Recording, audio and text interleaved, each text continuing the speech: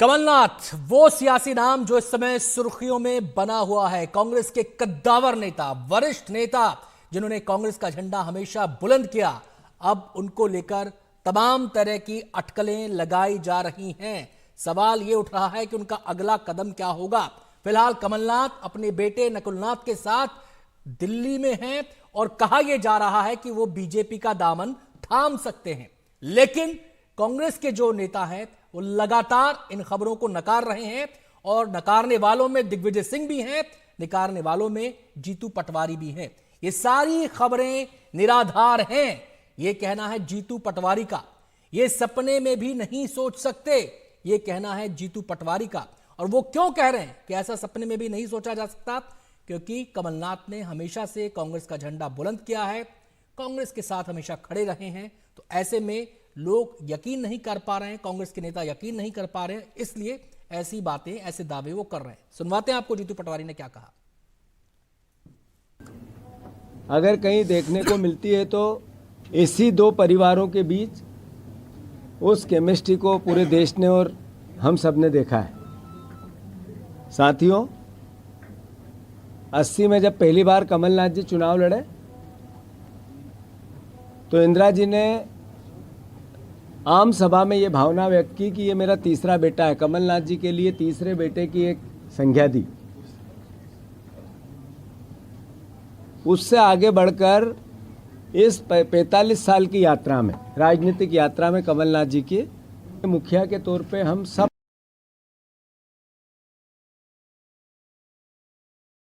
कांग्रेस के कार्यकर्ताओं के साथ कंधे से कंधा मिलाकर हर परिस्थिति में सुख में, अच्छे में और बुरे में पूरी दृढ़ता से कांग्रेस के विचार को आत्मसात करके विपक्ष की भूमिका निभाते हुए निडरता से अपना कार्य करते रहे। साथियों,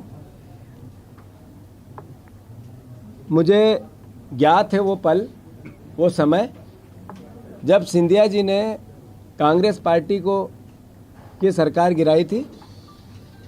तब भी कांग्रेस का एक एक कार्यकर्ता कमलनाथ जी के विचार और उनके नेतृत्व के नीचे खड़ा था।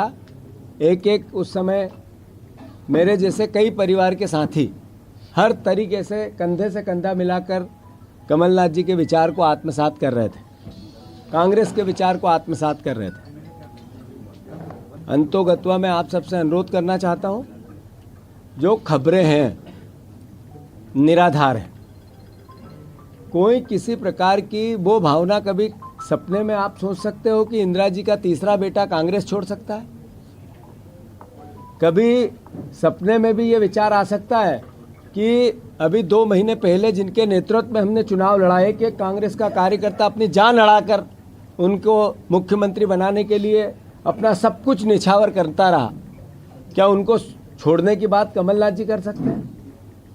कभी सपने में भी आप सोच सकते हैं कि जब सिंधिया जी जा रहे थे, सरकार गिरा रहे थे, तब हमारे जैसे लोग पुलिस के और उनके गुंडों के डंडे खा रहे थे कमलनाथ जी को मुख्यमंत्री बनाने के लिए जगह जगह, वो हमें छोड़ के जा सकते हैं? कांग्रेस पार्टी को छोड़ के जा सकते हैं? मैं फिर से, जैसा कि अफवाहें हैं, राज्यसभा का चुनाव में अशोक सिंह जी का नाम कांग्रेस पार्टी में आदरणीय कमलनाथ जी ने प्रस्तावित किया था और उसी के आधार पर हम सब विधायकों ने भी किया था, हमारे पूरे नेतृत्व ने एक साथ मिलकर किया था और सर्वसम्मति से अशोक सिंह जी को राज्यसभा भेजा गया। और यही कारण है कि वो एकमात्र कांग्रेस के उम्मीदवार आप सबके बीच में हैं। तो मैं फिर से, ये खबरें निराधार हैं और मैं मानता हूँ कांग्रेस का एक एक कार्यकर्ता जो विपक्ष की भूमिका हमें निभाने को लेकर जनता का जनादेश मिला है, उसमें दृढ़ता से लगे हैं, लगेंगे बहुत जल्दी।